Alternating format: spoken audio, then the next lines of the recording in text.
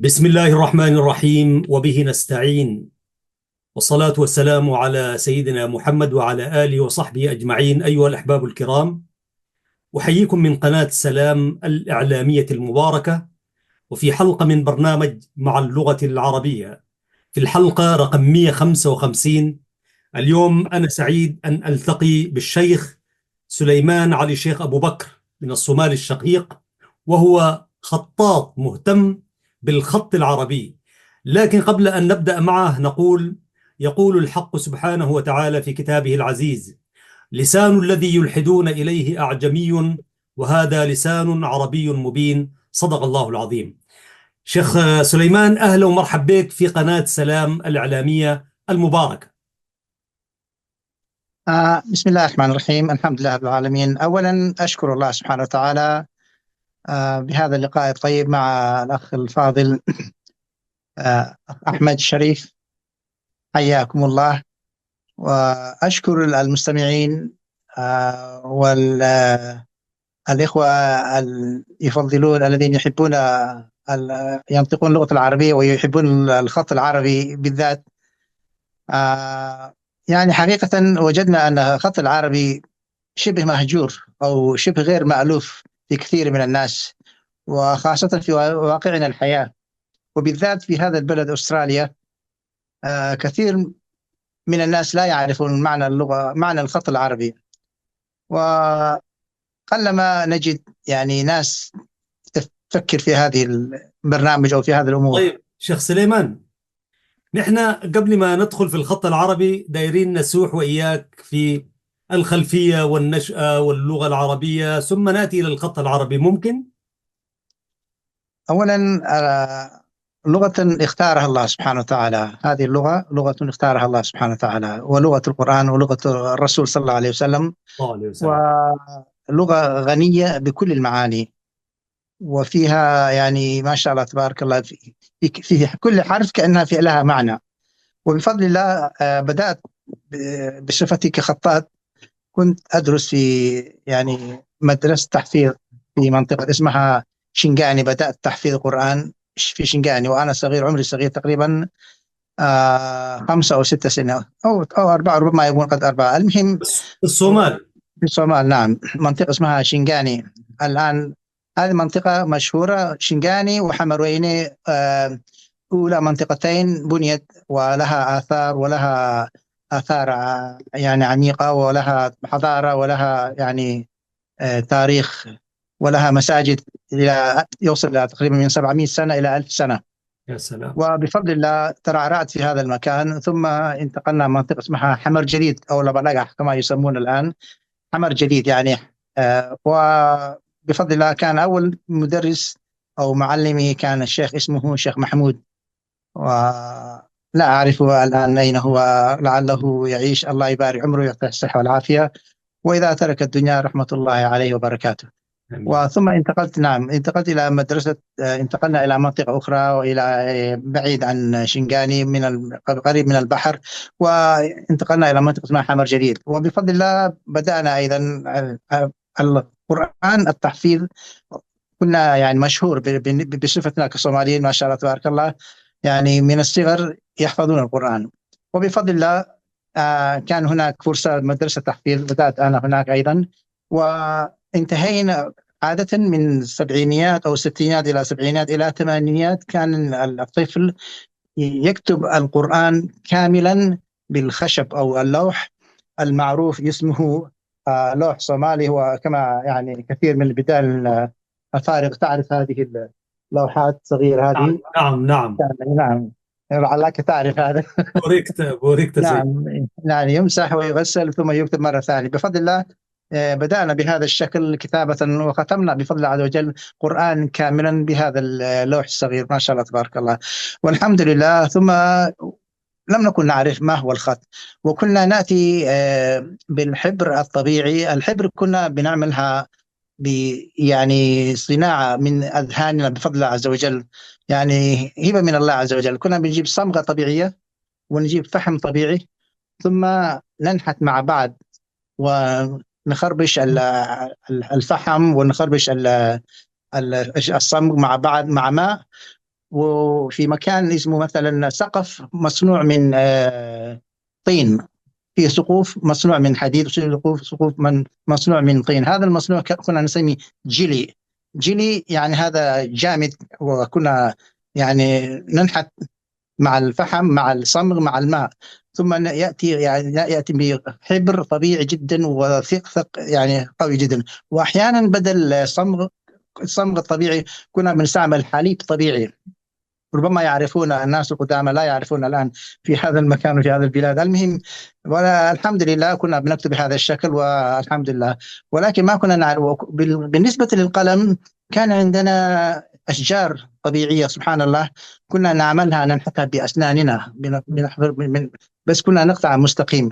لكن الخط العربي أنسب قلم هو قلم اللي يسمونه الآن هنا بامبو، لكن هناك شجرة طبيعية يعني شكله مائل على الشمال، أو يقولون مثلا خلينا نشوفه على الشاشة. أيوة نعم. هذه الأقلام، لكن كنا بننحت بأفواهنا سبحان الله، ثم كنا نقطع مستقيم.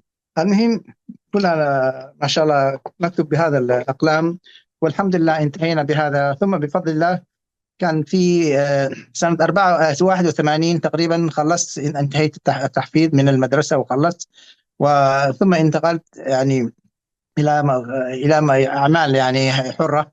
ولكن كان فرصة جميلة من إحدى الأخوات جارتنا كانت بتدرس جامعة، وقريب من جامعة كان مكان اسمه منظمة التربية والتعليم والثقافة، كان هناك عندهم مسابقة العربي، وراحت علي يعني فاتتني، ولكن هي طلبت منهم يعني حالة استثنائية، والحمد لله وافقوا. الحمد لله، ودخلت هذه المسابقة بعد ما أنهوا الإخوة وكل واحد يعني ينتظر الجوائز. بفضل الله يعني الحمد لله طلعت سنة 84، أكون يعني كان بفضل الله عمري 17 سنة، وبفضل الله طلعت أول واحد على مستوى الجمهورية الله أكبر. بفضل الله عز وجل. وأخذت الشهادة وحطوا اسمي صورتي في الجريدة ما شاء الله.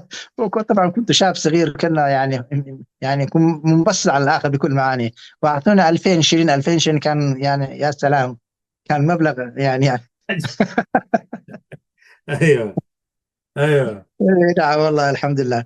وما شاء الله تبارك الله عامة بالنسبة للصومال ما شاء الله تبارك الله دولة مسلمة، وما شاء الله تبارك الله متحفظين على دينهم، ومعظم يعني الحفاظ يعتبر في العالم من الصومال. غير أن يعني بلاد المغرب أيضا عندهم حفاظ، لكن تعداد سكانهم يعني يخلي يتفوق أكثر من الصومال. لكن إذا شفنا بالتعداد السكاني نسبيا 100، الصومال يكون أول دولة لحفظ القرآن الكريم، وبسم الله ما شاء الله تبارك الله.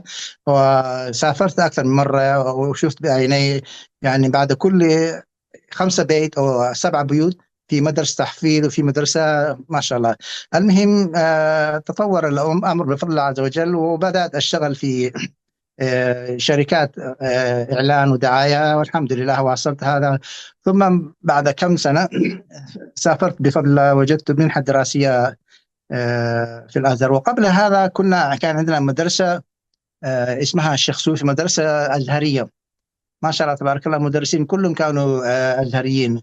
وكان من ضمن هذه المدرسين كان واحد اسمه محمد متولي، كان أيضا خطاط، وكان يكتب لنا في السبورة بعض الشيء. وعودة إلى الوراء يعني كان بعد التحفيظ أنا انتقلت مدرسة أو مسجد اسمه شيخ أبا، مشهور هذا الشيخ معروف، ويقولون مسجد أوتا إيدا، يعني جدة وعمة مع بعض، حاجة زي كذا يعني اسم هذا اشتهر بهذا المسجد. فهذا المسجد كان مدرس اسمه شيخ أحمد إمام، وبسم الله ما شاء الله تبارك الله هو بدأ لي خط يعني بالقلم الجاف طبيعي قلم عادي، وكان يعلمني خط النسخ وخط الرقعة، كان يعلمني بهذا القلم. وبفضل الله يعني تطور، وكنت أجتهد وأكتب، وبفضل الله وهذه في النهاية بفضل الله وجدت 84 دخلت أول واحد على مستوى الجمهورية. ثم بعد كم سنة وأنا في مصر هذا الشيخ كتب كتاب وجاء في مصر وطلب من المطبعة يكتب خط الغلاف، خط كلام يعني متعلق بهذا الكتاب. مم. فبفضل الله الشيخ يعني ما عجبه الخط من المطبعة، فاتصل بي فطلب مني أن أكتب. قلت له كيف أكتب وأنت معلمي وأنت مدرسي؟ آه. قال أنا أعطيتك رخصة وأذنت لك وأرجو منك أن تكتب لي. وبفضل الله أخذ مني وقت كثير بصراحة، لأن كان أول مرة لازم يكون شيء يعني مضمون وشيء. الحمد لله أعطيت وقت كثير، لكن الحمد لله في النهاية يعني كان على مستوى بفضل الله عز وجل. وهذا الكتاب ما زال موجود مع الشيخ في مقدشه، الله يحفظه ويبارك فيه، ورأيته ما شاء الله تبارك الله. فعندما بعث للمطبعة في مطبعة مصر ما صدقوا أن هذا الكاتب صومالي، وما شاء الله كتب هذا الخط. اخواننا المصريين، ايوه، لهم التحيه. ام الدنيا. شكلها كانت اكيد مطبعه متواضعه، لو كان في مطابع اكيد في عندهم خطاطين، لكن مم. لانه يعني بيني وبينك هذا كتاب المصحف القران الذي كنا ندرس منه، يعني كان كتب الشيخ واحد اسمه اظن مصري حداد. آه. وما شاء الله انا بس كنت احدق بالنظر هذا الكتاب وخط جميل، بس لم اكن اعرف كيف اكتب ولم اكن اعرف معنى الخط، ولكن كان معجب بهذا الشكل بهذا الخط الجميل وكذا. والحمد لله. وانتقلنا بعد كم سنة بعدما درسنا بفضل الله في الأزهر. الحمد لله خلصت كلية أصول الدين ايش والحمد لله. درست في الازهر؟ كليه اصول الدين. إيه بفضل الله كلية أصول الدين، قسم تفسير القرآن الكريم بفضل الله عز وجل. الله اكبر، ما شاء الله. مم. بفضل الله نعم الحمد لله.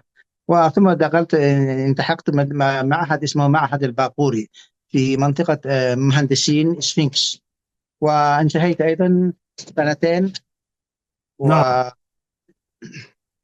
تفضل. وسنتين لأكمل دراستي دراسة عليا الماجستير، ولكن جاءني سفر الى وأصبحت رجل. استراليا.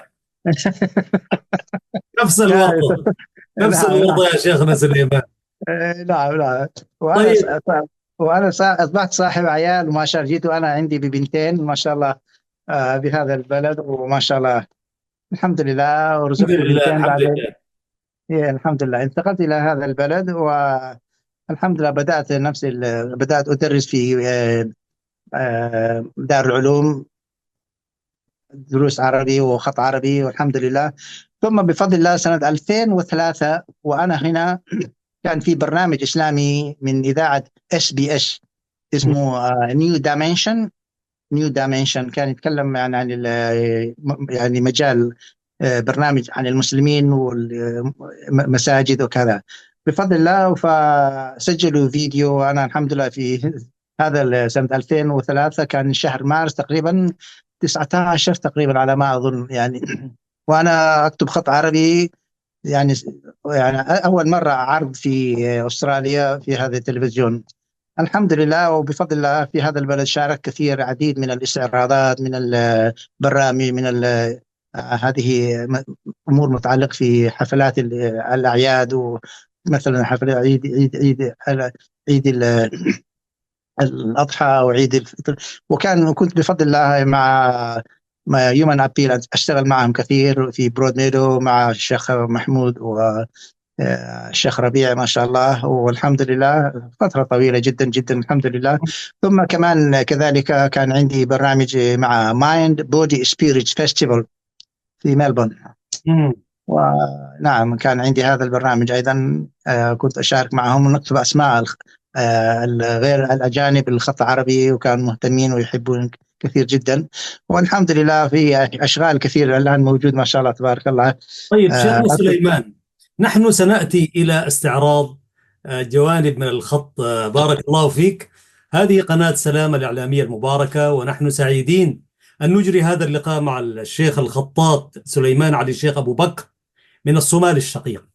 الحقيقة أنا تعرفت على الشيخ سليمان في مسجد ميديسون في مدينة ميلبورن، في المدرسة الأسبوعية التي أدرس بها، وجاءنا وشرفنا الشيخ سليمان في نهاية السنة بعدد من معروضات الخطية الجميلة وأهدانا كثير من المخطوطات الجميلة. ومنذ ذلك الوقت أنا تمسكت به، ولكن أخذنا وقت لحد ما نلقاك شيخ سليمان. كانت فرصة طيبة والله أن نلتقيك، وأنت رجل يعني مهتم بهذه اللغة وبهذا الخط العربي. طيب شيخ سليمان، كده يعني بمن تأثرت من معلميك بفن الخط؟ يعني لأنه الطالب هو يتأثر. هل كان شخصا معينا، أو هي هواية كده ربنا خدتها فيك؟ كيف تعلقت بهذا الخط العربي؟ أولا بفضل الله عز وجل، ثم كنت أبحث يعني كيف يكتبون الخط هذا، كيف ما كنت أعرف، لأنه يعني الصومال بلد يعني شوي بعيد عن بلاد العربية وبلاد إسلامية. آه، وأثر الخط العربي كان ما كان كبير جدا زي تركيا زي مصر.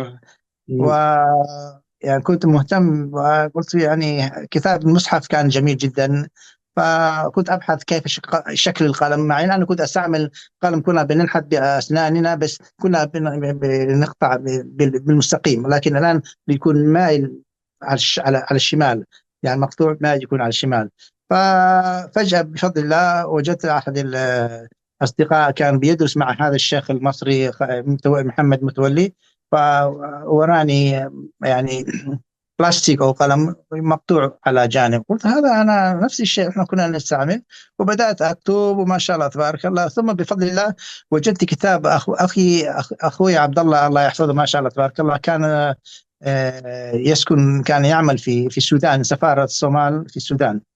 فطلبت منه كتاب خط عربي، فارسلني كتاب محمد هاشم البغدادي الخطاط، الله رحمة الله عليه. الله. فهذا الكتاب ما شاء الله تبارك الله يعني كان بينقط كل حرف، كم مقاس الحرف، والباء كم نقطة من المقاس، والجيم، وهكذا. هذا الكتاب استفدت منه كثير جدا بفضل الله بعد عون الله عز وجل. وكنت أكتب أرسم، مع أن لغتي العربية لم تكن قوية، ولكن كنت أفهم يعني هذا الكتاب ما يتعلق بكل أنواعه وكل معاني بفضل الله. فالحمد لله، الحمد لله ساعدني هذا الكتاب. وبعد ما علمني هذا الشيخ خطين الرقعة والنسخ، عرفت أن الإنسان يستطيع أن يكمل نفسه بقية الخطوط.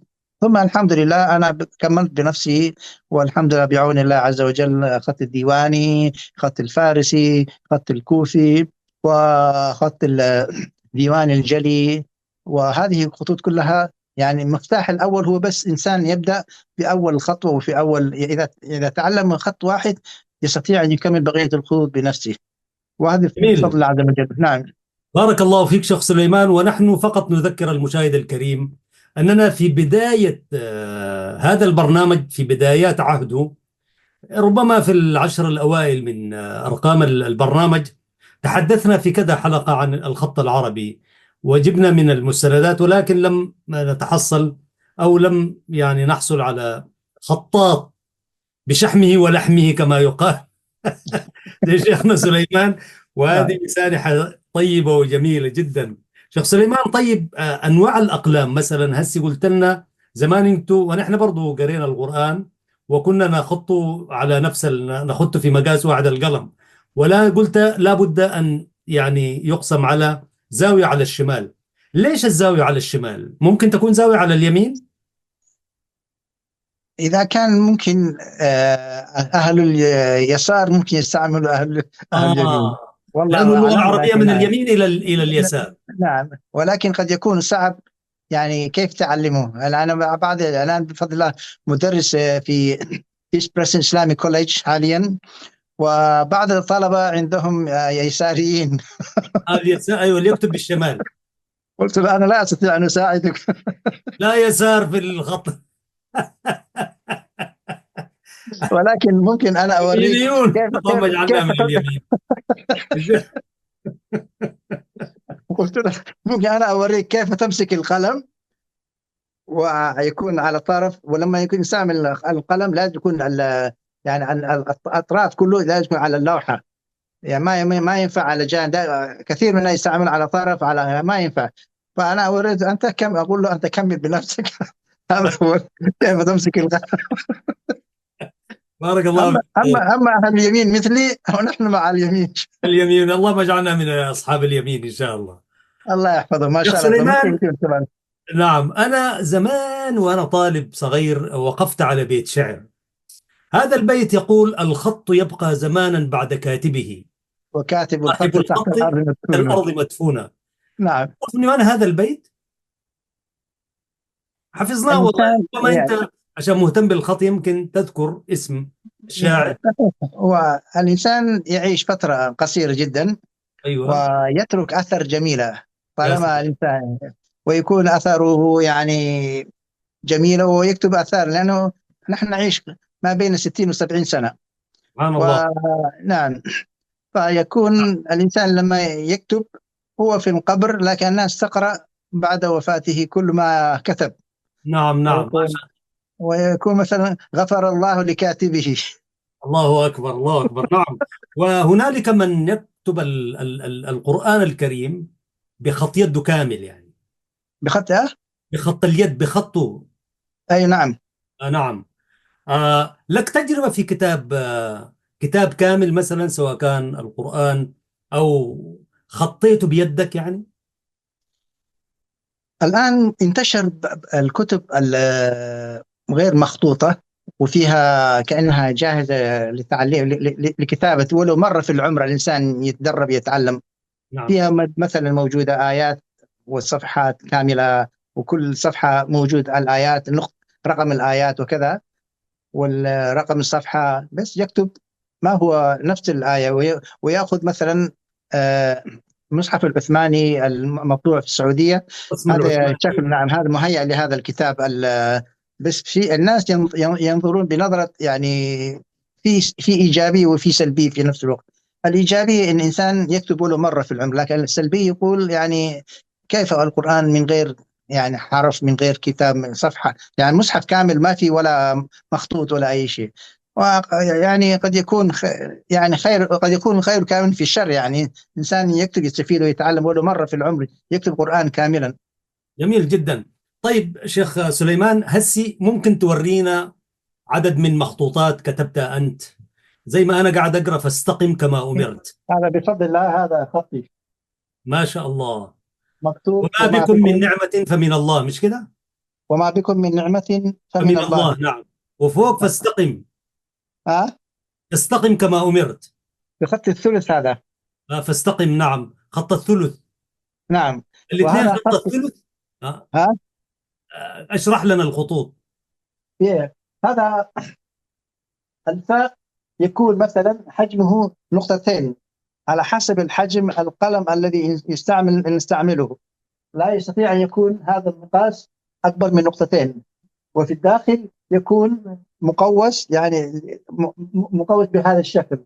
مم. وبين ميم والفاء يكون على قدر نقطة، ما يكون أكبر وما يكون أصغر. فهذه ضروري جدا يعني يكون مقاس. وهنا من نهاية الميم إلى رأس الميم يكون تقريبا من هنا 4 نقط. 4 نقط. والألف ليس له مقاس، قد يكون يبدأ من 7 نقط. الألف 7 نقط. ومن هنا هذا الرأس يكون من هنا لهنا نقطة واحدة، مقاس نقطة واحدة ونص. من هنا 1.5 نقطة. ف يعني والميم هذا أيضا كل حروف لها مقاس معين. الميم نكون هنا على مقاس هذا نقطتين، والواو من هنا هذا الرأس نقطتين، والفاء من هنا لهنا مسافة هنا نقطتين، وهكذا يقاس. ودائما الحروف الخط، معظم الخطوط مائلة للطرف شمال تقريبا 15 درجة، مائلة للطرف شمال، وهكذا يكتب. أما الطول على حسب المسافة. أحيانا عندنا مسافة كبيرة، مساحة كبيرة، نكتب الألف يمكن نخلي طويل، قصير ما في مشكلة. لكن النسخ يختلف. النسخ عنده بفضل الله، أنا أعددت كتاب كامل موجود، هذا الكتاب ويعني للباعة في السوق. وهذا كتاب الحرف الألف يكون 4 نقط، خط النسخ، لأن خط النسخ خط يعني متميز ونقي ونظيف، ما يقبل يعني اشتباك زي خطوط هذه، لأنه معظم الحروف أو معظم الكتب الإسلامية من رأسهم القرآن الكريم مكتوب بالخط النسخ، وكتب الإسلامية كلها مكتوب بالخط النسخ، لأن هذا أوضح وأجمل وما عنده اشتباكات زي ما إشكاليات زي كذا، أو ما في اختلاط كثير زي هذه. ما شاء الله تبارك الله يعني. والخط الفوق فاستقم كما أمرت بأي ها، خط؟ استقم كما أمرت فوق الآية. أول خط أنا بدأت كان خط الرقعة، خط الرقعة وخط النسخ. لا، فاستقم كما أمرت الآية فوق مكتوبة بأي خط؟ هذا خط الفارسي، هو نفس التعليق، اسمه خط وبفضل الله كتبت بالقلم الرصاص، بعدين مطروز أو ترزت بالخط باليد، بالخيط مع يد. هذا في أخت ما شاء الله تبارك الله يجزيها بالخير، كنت في مصر كتبت باليد وبعدين هي ترزت بيدها، ما شاء الله تبارك الله، مخطوط يدوي هذا يعني مخيط باليدوي، خيط باليدوي ما شاء الله. يا سلام الحمد يا لله. سلام. طيب. وفي بالمناسبة اليوم عندي أحد الإخوة من مدرسة إلم كوليدج والسودان، هذا اسمه أخ سوداني ممكن تعرف، محمد أوشك، طلب مني يعني لوحات من خطوط، فأنا بدأت هذا لسه ما كملت هذه الخطوط. جميل. أسبوع اللغات هي، شايف هذا؟ نعم نعم، شايفه. ما شاء الله تبارك الله. إيه. جميل جميل جميل. إيه نعم ما شاء الله. هذا الأخ عنده طلب من المدرسة، فأنا بكتب هذه الأشياء، وكمان بفضل الله عندي عقد مع مدرسة إيست بريسل إسلامي كوليج أيضا، عندهم يحتاجوا هذه الأمور، يعني خطوط، هذه خطوط يعني فري ستايل، يعني يقولوا خطوط حرة، ممكن ما يا في سلام. ليسها قواعد يعني، بس ما شاء الله فنون، يعني فنون، عرفت كيف؟ جميل جميل. طيب أستاذ شيخ سليمان، بتكتب باللغة الإنجليزية كمان؟ عفوا. أيوة أيوة، خلاص وضحت لنا الفكرة، برضو كل شفتها. خطي، كل نعم. خطوتي أنا، كل مم. خطوتي أنا، ما شاء الله ما شاء الله. بفضل الله عز وجل. نعم. نعم ما شاء الله. ها. جميل جميل. وكذلك تكتب بالخط بالإنجليش يعني؟ إنجليزي، ممكن إنجليزي، عربي كمان، هذا كمان إنجليزي. مم. واحد تعلم نعم. مشاهدينا الكرام، نحن مع الشيخ سليمان علي شيخ أبو بكر، هذا. الخطاط الصومالي. نعم. وأخ عزيز في الله يعني. واضح رأيت. واضح واضح، رأيناه. نعم. الحمد لله بفضل الله عز وجل. يعني طيب. هذا يحتاج كيف تتحكم القلم، إذا إنسان تعلم كيف يتحكم القلم يكتب أي شيء، عربي إنجليزي فرنسي، أي لغات، يا بس أهم سلام. شيء كيف يعني يتحكم القلم. صحيح. وكيف تخط الزوايا؟ أنا هسه أول مرة نعرف إنه الحرف نقطتين وحرف 3 نقاط والألف ممتد، يبدأ من 7. وما شاء الله، يعني هذا علم يعني وفن. بفضل الله عز وجل ما شاء الله. نحن إن شاء الله حابين نعلم الأسترالي، يعني يحبوا أكثر ويفهموا خط العربي إن إن شاء شاء الله. الله. هذا طيب، ما أنت الآن شغال مدرس لتعليم الخط في أي كوليج؟ لا أنا لا ما أنا مدرس قرآن، و آه. يعني تدريس يعني المجال الرئيسي في المدرسة أنا مدرس قرآن بفضل الله عز وجل، و وأحيانا يعني في ورك شوب مثلا إسلامي في إيش اسمه جميع المدارس، علم كوليج، أحيانا إسلاميك ميوزيوم، المتحف الإسلامي، بعمل ورك شوب، نيوزيلاند عملت ورك شوب من استيرادات يعني خط عربي بفضل الله عز وجل، لكن مدرسة أحيانا يعني الوقت ضيق، يعني مرة في الأسبوع مرتين في الأسبوع خط عربي بفضل الله عز وجل. الحمد لله. الحمد لله. طيب شيخ سليمان، الآن نحن لو قلنا لك تشرف هذه القناة ونتشرف بخطك، لو قلنا لك عندك القلم والدواء جاهزة وورقة كده مثلا، تكتب لنا مثلا برنامج مع اللغة العربية مثلا. نعم ممكن؟ مستعد. نعم ممكن، لما لا. طيب يا ريت وتكتب فوق كده قناة سلام، القناة فوق، والبرنامج مع اللغة العربية. ونحن ننظر إليك إذا الكاميرا بتسمح لنا طبعا. عزيزي المشاهد، لو في كاميرا وفي الاستوديو كاميرا متحركة، لكن كاميراتنا كلها ثابتة. لكن شيخ سليمان، حتى ولو كتبت، نحن نخليك تكتب على راحتك، و... طيب. وبعدين تعرض لنا وانت لا تكتب، وانا بأس. ممكن اتحدث الى المشاهد الكريم. تمام إن شاء الله. عندما تفرغ انت، قناة الله يبارك فيك. فوق كده قناة سلام، وتحت برنامج مع اللغة العربية. قناة السلام. قناة سلام بدون ألف ولام. أوكي، قناة السلام هيا. قناة سلام، بعدين تحت كده مع اللغة العربية. معروض عربية. مع اللغة العربية، اسم مع البرنامج هو هكذا. إيه. جميل جدا. تمام إن شاء الله. جميل. وأنا حأعمل حديث للمشاهد الكريم إن شاء الله. إن شاء الله، لا بأس، مستعد إن شاء الله. بارك الله فيك. بس ما تخرج من المباشر، يعني خليك معانا كده. عفوا. ما تخرج من الزوم. لا لا، إن شاء الله موجود معك. لا تخرج وأنا حأتحدث. طيب الآن أبدأ ونتوكل على الله، نتحدث دقائق للمشاهد الكريم. مشاهدينا الكرام، نحن في انتظار الخطاط الشيخ سليمان الأستاذ، حتى ما يكتب لنا قناة سلام والبرنامج العربي تحت. شيخنا سليمان، اشتغل شغلك،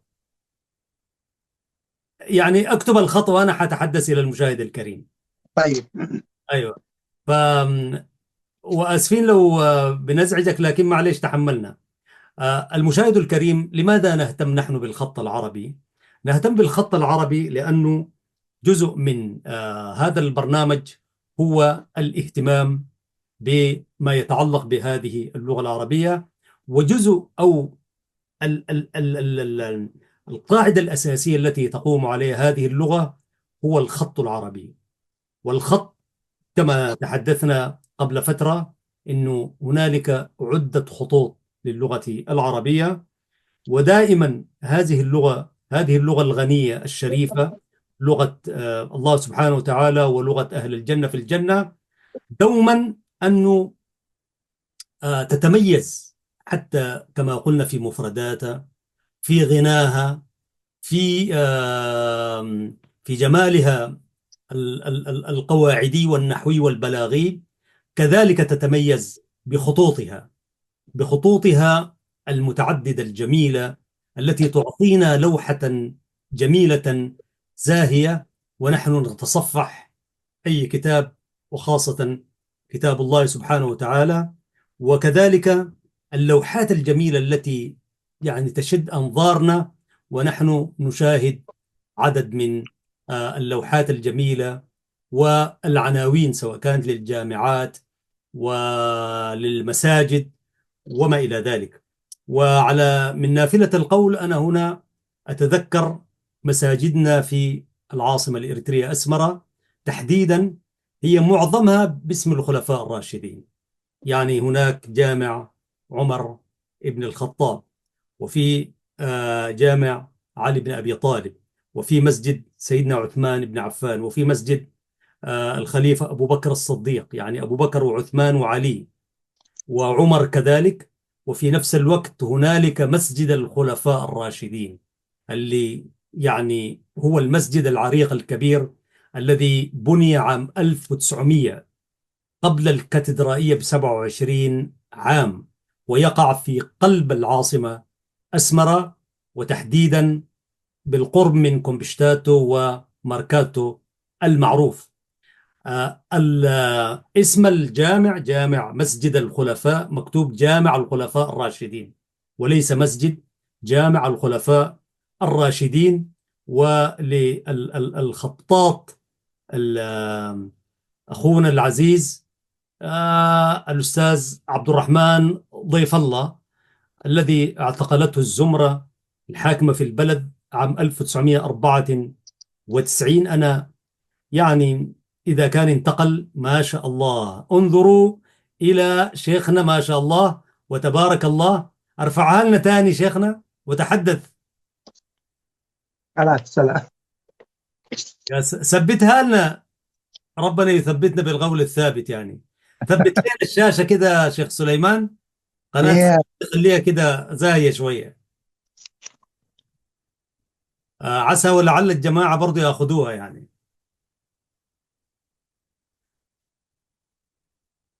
طيب دقيقة، لأنك ما قاعد أيوة، هذه قناة سلام ما شاء الله بخط الأستاذ سليمان علي شيخ أبو بكر من الصومال الشقيق. بارك الله فيك يا شيخنا. الآن اكتب لنا برنامج مع اللغة العربية. ها برنامج مع اللغة العربية. برنامج طيب. نعم إن شاء الله. وحتى ما يأتي إلينا سأتحدث عن الشهيد رحمة الله عليه، يعني من 94. هذا الرجل معتقل 30 عام، وهو الذي كتب جامع الخلفاء الراشدين، والتاريخ مؤرخه سنة 1900 للخطاط عبد الرحمن ضيف الله، وهو من أصل يمني، يعني إريتري من أصل يمني. أنا أترحم عليه وأسأل الله سبحانه وتعالى أن يتقبله مع الشهداء والصديقين. وكان رجلا مدرسا عاديا في مدرسة الجالية العربية قبل أن تلتهمها المجموعة الزمرة الحاكمة. وكان رجلا لا يحمل فكر ولا يحمل سياسة. كان رجلا ملتزما ملتحي وما شاء الله ومشعر يعني.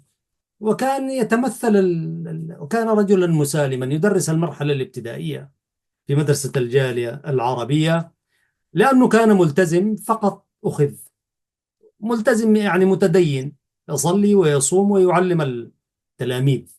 هذه الزمرة يعني صلى الله أن يرينا فيها يعني قدرته وحكمته. فاختفى الأستاذ عبد الرحمن ضيف الله. لأبنائه ربما يتابعون، بناته لهم التحية. أنا أتذكر بنت واحدة صغيرة كانت في المرحلة في العام الأول، أعتقد إن لم تكن في مرحلة الروضة، كان يصطحبها دوما معه إلى المدرسة. الآن هي كبيرة طبعا، كم 30 عام. نحييه ونحيي أسرته، أسرة ضيف الله وأحبابه. وكما قال الشاعر يعني الخط يبقى زمانا بعد كاتبه، وصاحب الخط تحت الأرض مدفونة. يعني جامع مسجد الخلفاء الراشدين أو جامع الخلفاء بخطه المكتوب على السيراميك هو باقي. لو غيبته المجموعة فإنه باقي بخطه. يا سلام، ثبتها لنا ما شاء الله. هذه، تحدث شوية شيخ سليمان حتى تظهر الكتابة. تحدث إلينا. نعم، برنامج اللغة العربية. نعم، لو هذا أضفت فتح إليها شيخ فتح سليمان مع نعم. اللغة العربية، مع اللغة العربية، البرنامج اسمه مع اللغة العربية. الميم دي ممكن، أنت رجل فنان طبعا حتدخلها لنا في حاجة كده. طيب. أنا متأكد يعني إن شاء الله. نعم. فأقول إنه لو غيبته غيبت ذلك الخطاط الأستاذ الزمرة، فإن خطه بارز. فإن عطاءه في الإسلام موجود إلى أن يرث الله الأرض ومن عليها. وهكذا كل الخطاطون الذين انتقلوا، ولكن مخطوطاتهم تظل ناطقة بأفعالهم الخيرة وجميل صنعهم في هذه الحياة. شيخ سليمان، طبعا احنا لأول مرة نعمل برنامج كده، بس نديكم له يعني طازة. تفضل شيخ سليمان. الله يبارك فيك، ما شاء الله. الله يحفظه، هذا من فضل الله عز وجل. حبيبي الغالي، أهلا وسهلا. نعم ما شاء نعم.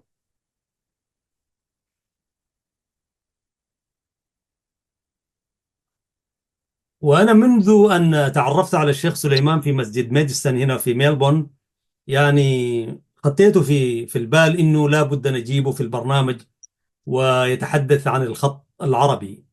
ودائما أنا أنصح زملائي الإعلاميين أينما ذهبتم وكيفما كنتم في حلكم وترحالكم، دائما حطوا أفكار البرامج في بالكم، وستخرجون بكمية من البرامج.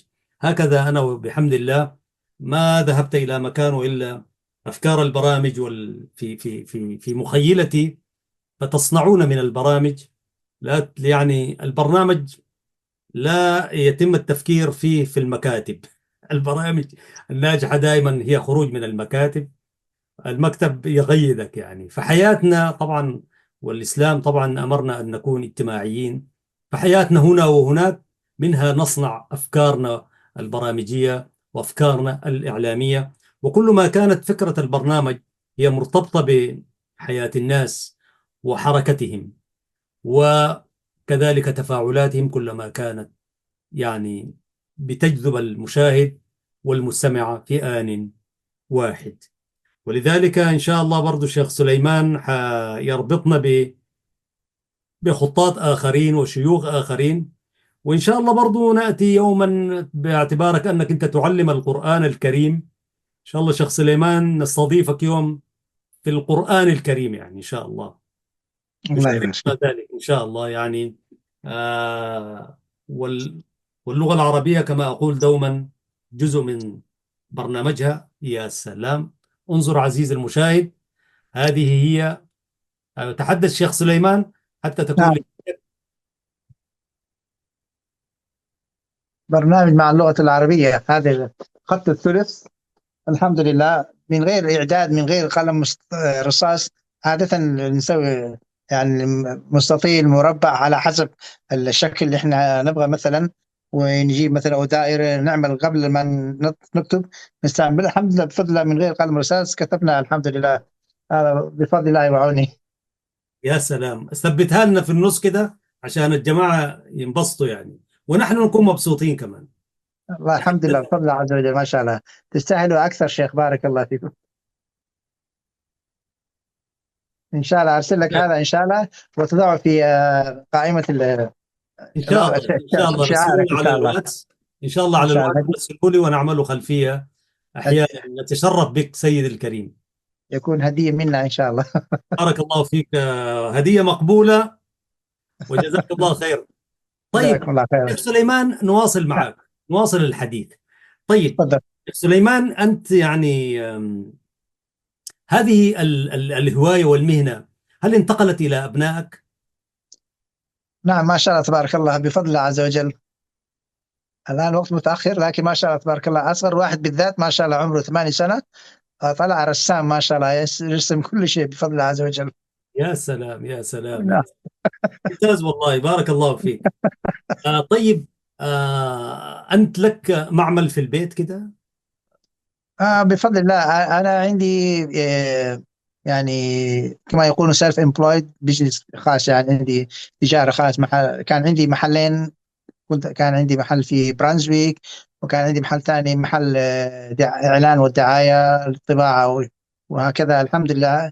ولكن بعد كورونا تدهور الأمور، وبدأت أشتغل في البيت الحمد لله. وشغلي ما زال موجود عندي بفضل الله، طباعات كبيرة، وأطبع اللوحات، الإعلانات والدعاية، وأطبع كمان، أكتب هذا يدي، خط يدوي على حسب الطلب، والزوايا على حسب المناسبات، كل شيء بفضل الله عز وجل. هذا العمل فريق كرة، يعني اثنين منهم مسلمين والباقين كلهم غير مسلمين، فعجبهم. كتبنا اسمائهم مع الزخرفة، فهذه اتجننوا، حبهم كثير ما شاء الله. جميل ويكون والله. نوع من الدعوة الحمد لله. والله إن شاء الحمد الله لله. يعني ربنا يفتحها معك بإذن الله. يعني الله بتتعامل يبارك. مع شركات طباعة وكده؟ لا، الشركات بيتصلوا بشركات مثلا، حتى يعني شركات أسترالية هنا يتصلون بي، يأخذوا مني خطوط عربية أكتب لهم، ويرسلوا مثلا إلى دول الخليج كمان، يعني هم يأخذوا منا. الحمد لله يعني نكتب لهم أشياء كثيرة، والحمد لله بفضل الله عز وجل. بس قد يكون الشغل أحيانا مرة جميل ومرة بطيء، لكن تسخير ربنا عز وجل الحمد لله. الحمد لله. متى وصلت أستراليا يا شيخ سليمان؟ وأنا تقريبا الشهر القادم يكون 25 سنة. الله أكبر، ربع قرن. ربع قرن. ما شاء الله. وتمشي البلد يا شيخ سليمان؟ زرت كثير، نعم ما شاء تقوم الله. بزيارة يعني إلى البلد. آخر مرة زرته شهر هذا السنة، بداية سنة شهر يناير. والله يرحم والدي كان مريض، والحمد لله لحقت بعد أسبوع بزيارتي له، كان في المستشفى. درجة رحمة الله سليم. عليه، الحمد الله لله. يرحمه، الله يغفر له ويرحمه. الحمد لله الحمد لله. شيخ هذا سليمان، طيب عندك نعم. مخطوط كده في أماكن معروفة كده في الصومال، في مقديشو أو في منطقتك مثلا، سواء كان كتبت في مسجد أو في معهد أو حاجة ثابتة كده و بفضل الله سنة 87 كتبت أول مخطوط أو قرآن على جدار في مسجد ابن الشيخ أحمد في منطقة شنغاني في الصومال، وإلى الآن ما شاء الله تبارك الله ما زال موجود. وكذلك في مسجد جدنا رحمة الله عليه، اسمه جدنا عبد الصمد، كان عنده أيضا نعم مسجد في نفس المنطقة شنغاني أيضا. هذا المسجد زرته سنة 2018، وكتبت ما شاء الله بفضل الله الخط، يعني المجال واسع بصراحة. يعني بفضل الله أكتب بالطباشير، أكتب بالفرشة، أكتب بالأقلام طبيعي، أكتب بكل يعني من الفنون. فالفرصة بسبب الحرب الأهلية في البلد لم يكن متاحا إن إحنا مثلا نعمل خطوط منحوتة يعني بالمكنة، لكن أنا كتبت باليدي وضبطت بالقلم رصاص. وبعدين واحد نجار استأجرناه وقطع بالمنشار، هذا جيكسو يقولون منشار أيوة صح. والآن هذا مخطوط خط يدوي منحوت ما شاء من الله. الخشب. طيب، هنالك من الخطاط يا شيخ سليمان ما يكتبون سواء كان آية أو حديث أو يعني حكمة أو مقولة، وإلا يوقع فيها اسمه تحت يعني. فأنت هل توقع على اللوحة التي تكتبها اسمك وترمز لها بإيش؟ وإذا ما بتكتب اسمك لماذا مثلا؟ يعني أكتب اسمي بحيث يكون مثلا يسأل الإنسان، لأنه معظم الناس يحب يعرف كل شيء، وبعضهم كما ما يقول الفضول، يعني نوع من الفضول يحب يعرف من الكاتب. مم. مثلا إذا أي بضاعة تأتي مثلا من هذا من اليابان في جودة. هذا في الصومال ما في جودة يعني. هذا من الصين يعني وإريتريا ما في ما في جودة. جودة. فبفضل الله يعني الله أعلم من هو أحسن، ولكن نحب أن نعمل أحسن شيء. نعم نعم. آه جميل جميل. طيب بتكتب اسمك ولا تعمل رمز كده؟ أكتب اسمي، لما لا؟ تكتب اسمك في لوحاتك عادة؟ هيك أكتب اسمي في لوحات، كثير لوحات. هذا مثلا هذا لوحات لأنه خط عربي، لكن أيوة. الباقيين اللي أنا عملت أعطيت كلها، ممكن أرسل لك مكتوب اسمي تحت. تحت يعني سليمان علي. سليمان مكتوب سليمان بس، موقع سليمان بس؟ سليمان. طيب إيه سليمان ده ما كثير يا شيخ سليمان، سليمان بن علي. جميل آه والله. إن آه. شاء الله نكون عند الله الشيخ إن شاء الله. بارك الله فيك يا شيخنا العزيز. والله الله نحن يبارك. سعيدين. طيب يا شيخ سليمان، علاقتك يعني طبعا الخطاط برضو يحب اللغة، وحب اللغة، حب اللغة ممكن يكون حبب إليك فن من فنون اللغة، سواء كان شعر أو نثر أو شيء من ذلك. لك علاقة بالشعر أو النثر أو المخطوطات؟ بتكتب مقالات، بتكتب خواطر، شيء من ذلك؟ نعم نكتب كثير أحيانا. يعني كما الآن أتيت بي مثلا الخط يبقى زمانا بعد كاتب، وقت الخط مدفون. هذا مقولة من إمام علي رحمة الله رضي الله عنه وأرضاه. مم. ونكتب مثلا آه، أحاديث آيات و... أيوة. وأحيانا يأتيني شعر من أحد الإخوة أكتب لهم ويأخذ هذه الشعر. أنت لك من شعرك؟ آه شعرك من عندك، أنت عندك لا، شعر؟ ما عندي، من أحد الإخوة عنده شعر. صديقي يحب يكتب شعر مم. فهو يرسل لي وأنا أكتب له. طيب اللغة الصومالية أنتم في ناس يكتبوها بحروف عربية؟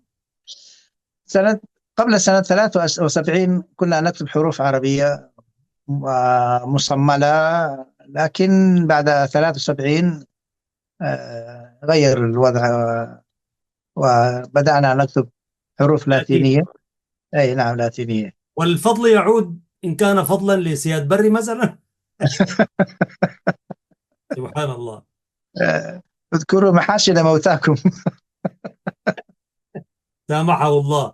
الله يسامحه. نعم، نعم سبحان سامحه الله. الله لأنه لكن اللغة العربية لغة قوية، لغة غنية. مع أنه سبحان الله يعني من السهل جدا أن شخص الصومال يتعلم اللغة العربية بسهولة. يعني ينطق كمان أيضا يعني بفصاحة، لأنه القرآن يساعده، لأنه مجال القرآن نعم. واسع ويحفظ القرآن. نعم، ما شاء الله تبارك الله. لا يتعبه. أنا رأيت شاهدت كثير أيام كنت في الأزهر في مصر. بعض الشباب عمره لم يدرس أي مدرسة عربية، ويأتي لا يعرفه يتكلم ولا يعرفه، فيكون معتكف ليل نهار مع الكتب، إلى أن وصل ما شاء الله تبارك الله يعني درجة ليس فقط الدرجة بل درجات عالية أيضا.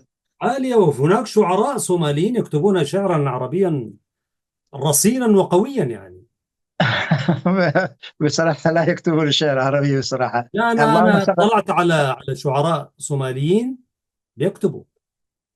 نعم، أعرف صديقي وما شاء الله يعني اسمه عبد القادر كشك. مم. وكان هذا الأخ ما شاء الله يحب شيخ كشك رحمة الله عليه، ولغته وتعلم اللغة جميلة. هو صومالي نعم. تعلم اللغة العربية والقواعد والشريعة والدين. هو الآن عنده ما شاء الله تبارك الله مجال كبير في الدعوة، وعنده كذا فيديوهات ويوتيوب ما شاء الله. يعني مقيم في كندا. وأنا التقيت قبل أيام بالشيخ في هذه القناة المباركة، بالشيخ عبد الرحمن مجن من من الشيخ عبد الرحمن مغنى، نعم أعرفه الشيخ عبد صديقي الرحمن مثلا. مجن رجل لغوي فصيح يعني. تعرف والتقينا به وتشرفنا في هذه القناة لحلقتين، بس بعدين آه، كده ما قادرين نلم فيه تاني، لكن نعدكم إن شاء الله نجيبه. هو رجل لغوي.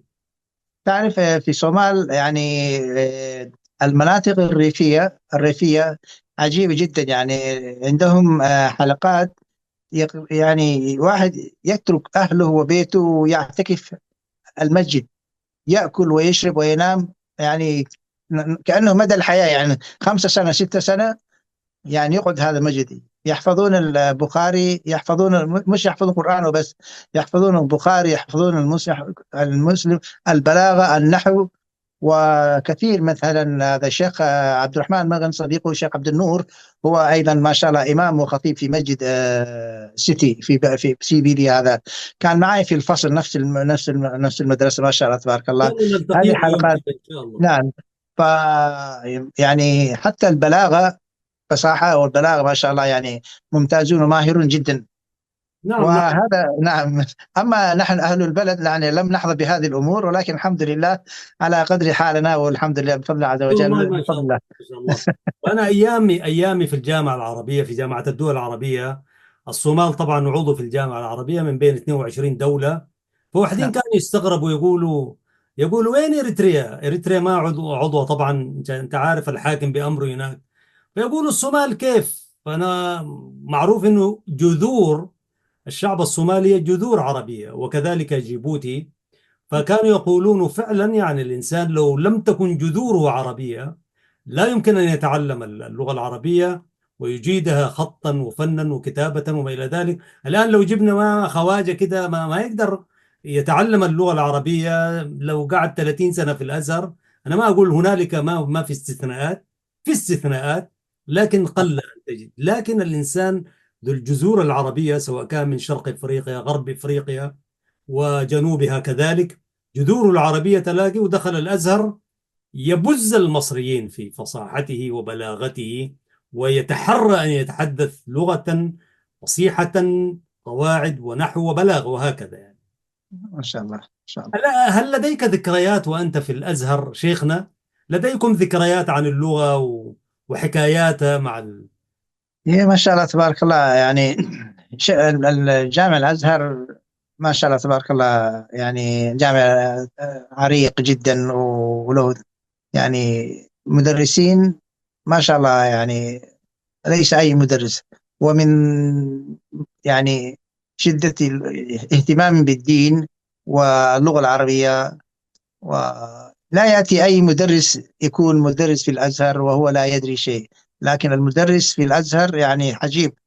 الله سبحانه وتعالى وهبهم وعلمهم، وما شاء الله تبارك الله بفضل الله. كان من ضمن مدرسي كان دكتور أحمد الطيب، شيخ الأزهر السابق. كان ما أيضا هذا مدرسي في سنة شاء 90 الله أخي. و91 تقريبا. فما شاء الله مدرسة أزهرية، يعني لغة. كان في مسجد الأزهر ذاته، كانوا يقولون كان هناك 120 حلقة يوميا. 120 حلقة يوميا، تفسير. تفسير من جزء كامل، من جزء فلان وجزء فلان، وسور فلان يسور فلان، حديث حلقة، حديث بخاري مسلم 120 حلقة في مسجد الأزهر. يعني كان ما شاء الله تبارك الله. والآن موجود في المسجد الأزهر حلق قرآن، وما زال موجود هذا. أما بقية الدروس والجامعات بصير تحولوه من الجامع إلى الجامعة. فالجامعة الآن كل العلوم يعني موجودة، وكل العلماء موجودين ما شاء الله تبارك الله. بارك الله ودراسة فيك. اللغة العربية لغة مهمة جدا ما شاء الله تبارك الله، يعني بفضل الله. آه، نهتم باللغة العربية أكثر من يعني من اللغات الأخرى. بارك الله فيك، وربنا يجزيك كل خير. والله سعدنا بلقائك شيخنا سليمان علي أسعدك الشيخ الله. أبو بكر من الصومال الشقيق، وأنت أخ في الله وأستاذ في اللغة، وحبيبنا الغالي متمسك بهذه اللغة، وتكتب أحاديث وتكتب قرآن وتكتب كذلك حكمة. نحن سعدنا بحضرتك شيخنا، وإن شاء الله يوم بارك الله فيك. نلتقي بك كأستاذ لتعليم القرآن الكريم في الكلية التي تدرس بها هنا في مدينة ميلبورن. إن شاء الله نسوح معك في كتاب الله وعلاقة يعني اللغة العربية في كتاب الله، أو العكس يعني، وإن كان هو القرآن الكريم هو كلام الله سبحانه وتعالى وحديث الله سبحانه وتعالى نزله بكتاب عربي آمين. مبين الله أكبر. إن شاء الله. آمين فعلا. وأكيد المشاهد الكريم سعد كثيرا بحديثك ووجهك الطيب يا شيخنا، الله وابتسامتك يكرمك. الجميلة التي تشبه خطوطك ما شاء الله. وأسأل الله الله سبحانه يكرمك. وتعالى أن يحفظك ويحفظ أبنائك الله يكرمك. وتلامذتك، ويبقيك ذخرا وشعلة لهذه اللغة العربية. ولكم بالمثل يا رب، بارك الله فيكم. جزاك الله خير. في الختام مشاهدي الكرام، نختم حديثنا دوما بالآية الكريمة. يقول الحق سبحانه وتعالى في كتابه العزيز: لسان الذي يلحدون إليه أعجمي وهذا لسان عربي مبين. صدق الله العظيم. ويقول الشاعر: الحي حي من حياة لسانه، فإذا أبيد من اللسان أبيد. نتمسك بهذه اللغة لأنها لغة القرآن ولغة الإسلام ولغة أهل الجنة في الجنة. أسأل الله أن يجمعنا وإياكم دوما فيما يحب ويرضى. تحياتي محدثكم أحمد شريف، معد ومقدم هذا البرنامج من قناة سلام الإعلامية المباركة. التحية لشيخنا مجددا الشيخ سليمان علي الشيخ أبو بكر، والسلام عليكم ورحمة الله وبركاته.